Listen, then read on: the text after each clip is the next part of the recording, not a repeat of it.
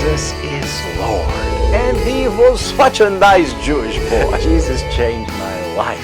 And he's still in the life-changing business. As Paul said, the love of Christ compels me. You know, Randy, I think most people don't realize how much darkness there is in the world. It can't be just coming to church and getting pumped up with the faith. You and I are all going to have something of faith in us. Jesus died to save sinners, and you are a sinner. Shalom, and welcome back to our series here in CrossTalk covering the topic of prayer. I'm Josh Weiss, and we are in a series where we're going through a conversation between my dad and myself. He's got a journal that he's been kind of going through as a source material and just jogging his memory and helping him to think through what God has been sharing with him over the course of the last several months on the topic of prayer. And it's been such a delight. Last time we talked a lot about how, because of what Jesus did, his sacrifice for us allowed us to have the ability to approach the throne room of heaven, the throne room of God, and not worry about the fact that we've sinned, that we've got sin that is no longer there because it's been forgiven, because Jesus has done something for us. We can approach the throne room and we can accuse the accuser. That's what we talked about last time. I encourage you, if you missed it, go back and find the episode and watch it, because it is a meaningful topic. This time we're gonna dive in. We're gonna talk a little bit more about the offensive.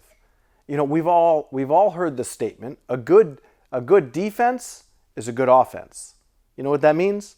That means that if you're always just trying to defend what's being thrown at you, then that's where you're always going to be. We have to flip the script. We have to flip things around, and we've got to go after and be on the offensive, taking back the ground that we need, that maybe has been lost, or the ground that is being fought over. That's what prayer is about. In our prayer life, we need to be on the offensive, going after, and that's in the spiritual realm. And so with that, let's dive right into this episode with the conversations of my dad and myself. Let's dive in. If we're not consciously taking our adversary to the judge and insisting that he take his hands off what belongs to God, we're not walking in the full authority that we have before God. I believe we must walk in both the dignity and the authority that is ours. Yeah, I think a lot of times what happens is prayer life is oftentimes, and I'm speaking from myself and then, you know, the people in my church, you know, as you know, I pastor. You have a lot of times where people will pray in response or in reaction. And what you're talking about is being on the offensive. Yes. Is you're praying in advance of the issues, because you know the issues are coming, because you have an adversary that's constantly accusing.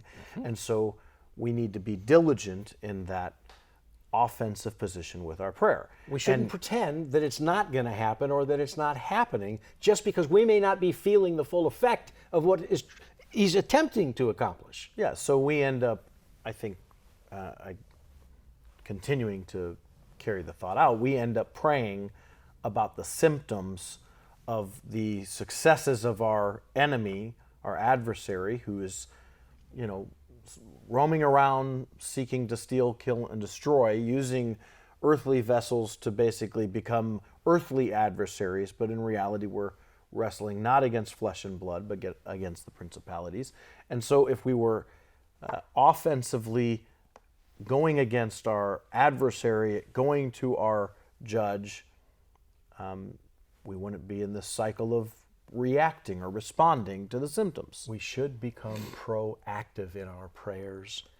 And again, I want to repeat what I said. We should walk in the dignity and the authority of that which is ours. You know, we're pilgrims. That doesn't make us homeless. We're traveling through. This is not our home, but we are not homeless. We have a home. We have a destination that is promised to us. And we also have authority. We're not beggars. We're not mealy-mouthed Casper milquetoasts. That should not be how we conduct ourselves. Mealy-mouthed Casper, what? Milquetoasts. Okay, listen, I'm following much of the conversation here, but you lost me on that one. Mealy-mouthed Casper milk toast. You're gonna have to help me on this one. Okay. I mean, I get the point of what you're trying to say, but Cooney Lemble. yeah, still lost. Okay. Think of some ridiculously henpecked husband. Okay. All right. She goes around like this all day long. Oh, there's nothing I can do right. I just better be quiet. I'm going to get in trouble no matter what I say. We're going to need to capture that one clip and use that in future editing things, yes? No. We shouldn't walk around defeated. We shouldn't walk around like a beggar. Yeah. We should walk around like foreign ambassadors. Okay? This is not our home, but we are ambassadors for Christ. We have diplomatic status. God has equipped us, empowered us, and given us credentials that are impeccable. I'm not going to say that our diplomatic privileges remove us from all local laws, like some that have diplomatic status. But we must serve as ambassadors for Christ. And in so doing, when the enemies of Christ accuse us wrongly, we must fight back. We must stand up and say, no, ain't gonna happen. I have diplomatic immunity. We do. That analogy, I've never heard it before, obviously, in the context of Christians, but that works very well from the financial standpoint, too. You know, we don't need to be acting like we have to live in poverty. Yes. But at the same time, this doesn't mean we can name it, claim it. It means that we have the wealth of our Heavenly Father as a provider for us, not for us to be reckless with. He has sent us on a mission. Enabled us. Enabled us. He's equipped us. Somebody doesn't go to war on their own nickel. Right. Okay? They go to war empowered by the king, equipped by the king. Yeah. And that's what we are as diplomats of the kingdom of God. Yes, and we shouldn't be afraid that we're going to run out of our king's resources, because they are endless. We just have to make sure that we're doing his bidding. We're doing what he wants us to do. We're doing it in the way he wants us to do it. And then he will equip and provide, because he is good. His mercy endures forever. His resources are endless. There's nothing to him. It also means that when we're in our foreign land, we recognize that it is our foreign land and there are enemies all around. Yes. I don't want to confuse. I do want to clarify. If we're doing wrong things, if we're doing sinful things, kind of we're on our own. It's not to say we won't find forgiveness. We absolutely can find forgiveness, but there's consequences to sin. That's just, you reap what you sow. But if we are living for God, we are serving as ambassadors for Christ, we should just recognize that in so doing, the enemies of Christ will accuse us. And they'll accuse us wrongly, as long as we're living right, walking right, honoring God in what we do. Their accusations are wrong, and we must fight back. What is our defense? The cross is our defense. What is our offense? It must be prayer. That is our offense. And it's urgent that we recognize with whom we struggle. And I am reiterating these things because I lose sight of it, and I assume others lose sight of it. We forget who our enemy is. It's not the person who's being mean to us or doing nasty things to us or standing in our way, or as a ugly person, the way they conduct themselves as a coworker or a student or a teacher or whatever, a neighbor. They're not our adversary. Those are just people for whom Christ died. Our adversary is the devil. Our wrestling is not against flesh and blood, but against principalities, against the powers, against the world rulers of this darkness, against the spiritual hosts of wickedness in the heavenly places. We mustn't allow Satan's hidden work to escape our observation. Those words are from Watchman Nee. We mustn't allow Satan's hidden work to escape our observations. We should be aware, cognizant, recognizing the works of our adversary in this world. And as Watchman Nee informs us, he said, "Shall we not recognize that what we usually consider to be incidental and natural happenings may involve the works of the enemy behind the scenes?" Satan is really trying to frustrate us at every turn and oppress us in all things. That's an important thing to remember. And I've known that for, 45 years, longer. But it doesn't mean I always remember it. And I want to remember it. Hi everyone, my name is Dr. Randy Weiss, and I only have about 30 seconds to tell you about my brand new book, Pray, Fight, Win.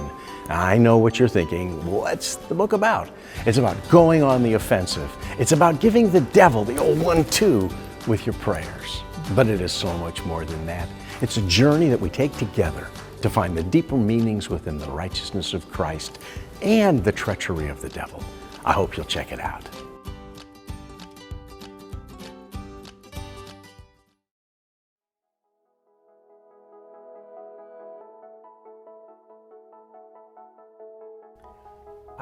I love the fact that Jesus was a friend to sinners. I think that's just a beautiful thing. And I know that Satan controls the bound and seeks to oppress the free. Jesus was a friend to sinners. Satan has other plans for him. Yeah. We keep this in mind. It's a lot easier to have some clarity. Now, I want to be, again, very clear that we shouldn't imagine a demon behind every bush, and neither should we blame the devil for the pain caused by our own failures, things that we have done that we simply shouldn't have done. Or perhaps we just call it what it is, sins. But we must stop ignoring the devil's work when it interferes with God's purposes in our lives, because that is happening. And we're, in some cases, just allowing it to happen. Whenever Satan is blocking our progress, we must ask God to destroy the work of our adversary. Wherever God's work is being short-circuited and His pleasure being delayed in the victory He wants for us, we must actively resist Satan's evil devices. Actively, intentionally, consciously. We can and we must overcome. But we should heed the wise words, and I'll refer back to Watchman Nee. Before there is the possibility of our overcoming, we must maintain in our heart a hostile attitude towards Him, no longer willing to subject ourselves to His oppression. I'm angry, and I'm not going to remain passive while the enemy is just stopping me from achieving what I know God has called me to achieve. I don't want to be passive about this. I want to be active, intentional, and faithful. Nee went on and said, "What we have suffered at Satan's hands is a real grievance which must be avenged." He's right. Having suffered loss, discouragement, or unbearable conflict at the instigation of our adversary, what do we do? How do we effectively engage our enemy without being bested in the engagement? I'm asking these questions very, very clearly and very honestly. I don't want to, carry a knife to a gunfight. I don't want to get involved in things that are beyond winning. And I reject the braggadocious kind of foolishness of some modern Christians who lightly speak about, oh man, I'm a devil stomper, I'm a demon crusher. I've heard those things for since 1973, I've been hearing those things from people.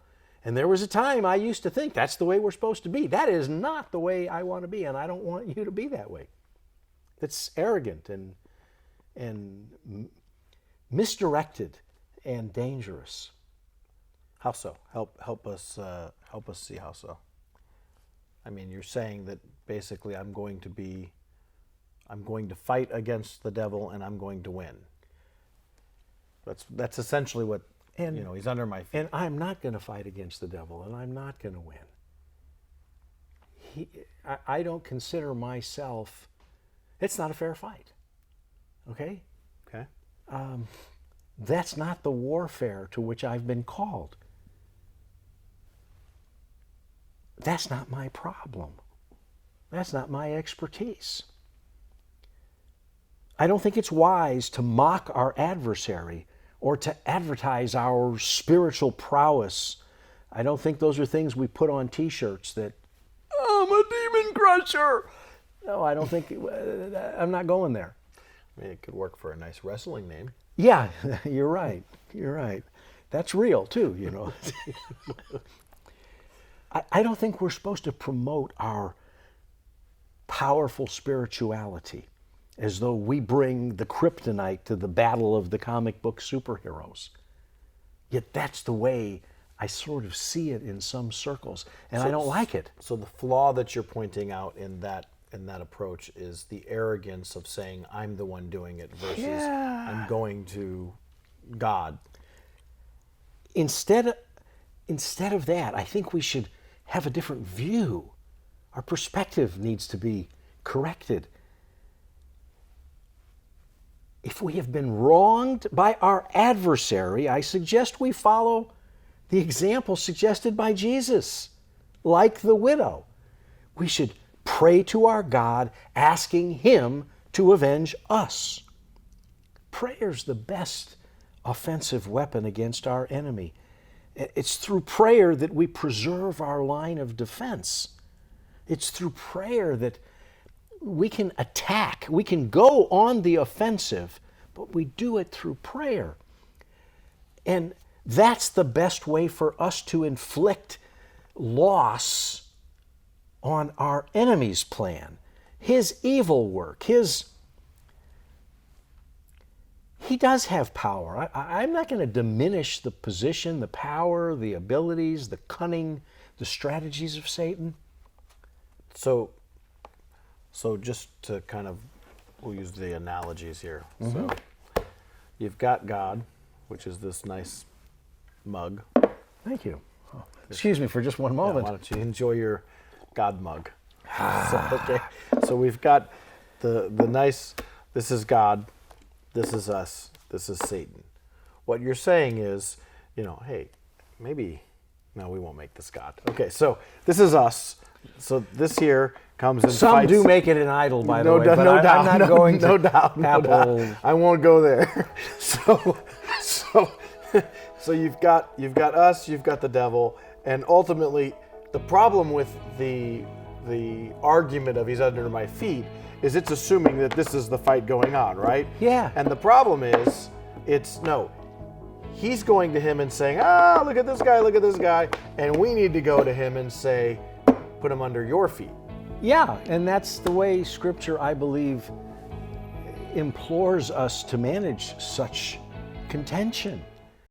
Hi everyone, my name is Dr. Randy Weiss, and I only have about 30 seconds to tell you about my brand new book, Pray, Fight, Win. I know what you're thinking, what's the book about? It's about going on the offensive. It's about giving the devil the old 1-2 with your prayers. But it is so much more than that. It's a journey that we take together to find the deeper meanings within the righteousness of Christ and the treachery of the devil. I hope you'll check it out.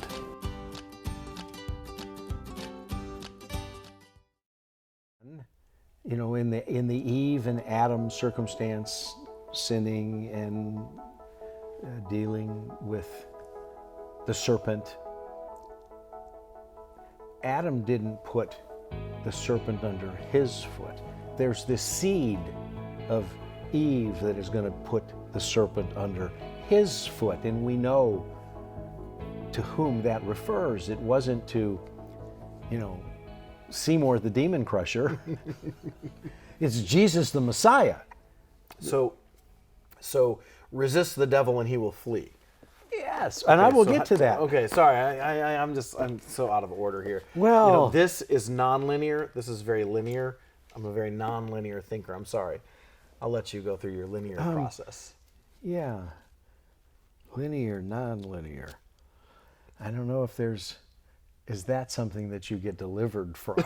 I need to think that through. I don't know. In some ways, I mean, we jump non-linearly to looking at the end of the story. We know how it all ends. That's, we don't have to wait till the end. But, well, sorry, we digress. What I want to point out here, the widow, going back to this simple parable. Yes. The widow was never characterized as Satan's worst enemy, She wasn't characterized much at all. She wasn't good. She wasn't bad. She was importunate. She was squeaky wheel. Yeah.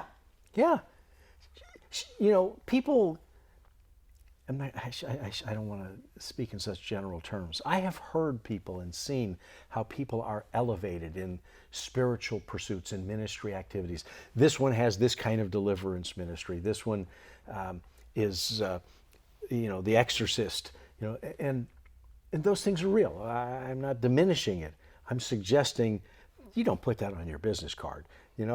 That's just. I don't think it's wise. T-shirt maybe. Business card's a little bit much. I think there's a place for humility in all of these understandings. It's safer. Because we aren't going direct, it's because we are petitioning. Our relationship is with God. We don't pray to the devil. She knew her limitations. She was helpless on her own. I know my limitations, and I'm pretty helpless on my own. We don't really have power of our own, but our Father, our God, is all powerful, and He loves us, and He wants us to come to Him. So by boldly appealing to the higher authority, the widow found relief. And this must also be our approach.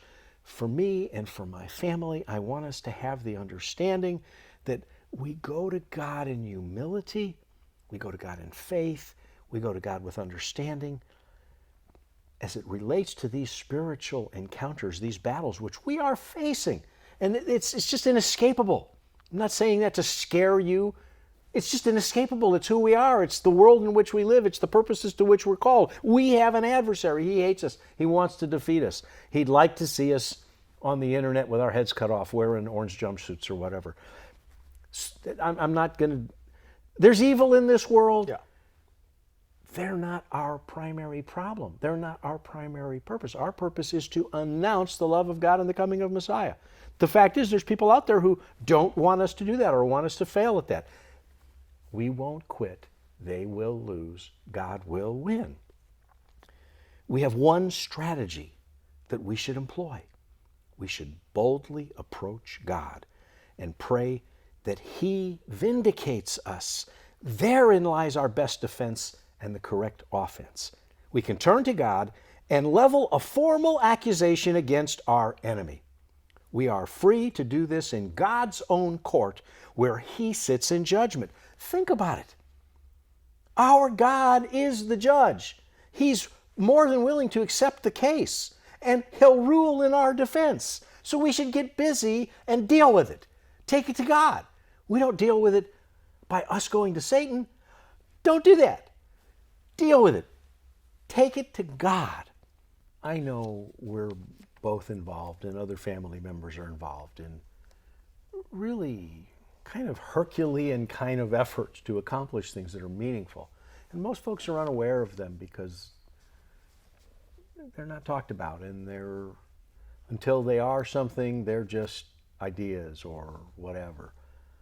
But we know the struggle, and we know the attacks, and we must know the strategy God wants us to employ to overcome. If we turn to God and ask Him to vindicate us, we stand in faith on the righteousness of Jesus. And it is there that our adversary is certainly judged as guilty. We are innocent. We are blameless. He is guilty. Spiritually, this is a reality. Sometimes when we have a bad moment in our life, or we've got some story or situation where we maybe are not so proud of it, maybe we've messed up. Sometimes it's easy to, even when the situation's been resolved, to always go back to that situation, to always go back to the thoughts and the feelings and the guilt that comes as a result of our mess up. Listen, we live in a fallen world. We're sinful people. All have sinned and fallen short of the glory of God. That's what Romans tells us. We know that we've sinned. However, when we go to the throne room of God, when we request forgiveness, when we approach Christ and say, Lord, I've sinned, forgive me of the sin, it's gone. It's forgotten. It's as far as the east is from the west. And as a result, when we approach the throne room of God, when we go to God as an innocent person. We go to God clean. We go to God pure. That's what happens when Jesus comes into our life. He purifies us of our unrighteousness. He purifies us of our sin. And as a result, when the devil is there trying to point out our flaws and make guilt be something that is filling us up, we can say, no, I'm not guilty. I am innocent. And I'm innocent because I've got the blood of the Lamb. I've got Jesus Christ who has forgiven me of my sin. I am no longer guilty of this. This has been forgiven and forgotten. Satan, get thee behind me, right? That's the powerful message here. And I hope you're encouraged by that. I hope you're encouraged by that. Listen, next episode, we're going to continue talking about prayer. Continue going through this discussion. And we're going to enter into the topic of the persistent widow. This is a story in Luke. I hope you're going to stay tuned or come back next episode to watch this. It's going to be a lot of good story in this, some good Bible in this, and hopefully some good blessing in this. So make sure you come back next episode. And until then, find us online, crosstalk.org, or of course find us on social media at the various social platforms, Joshua D. Weiss for myself, Randy Weiss, the number 1 for my dad, and then of course CrossTalk TV. Until next time, shalom and God bless.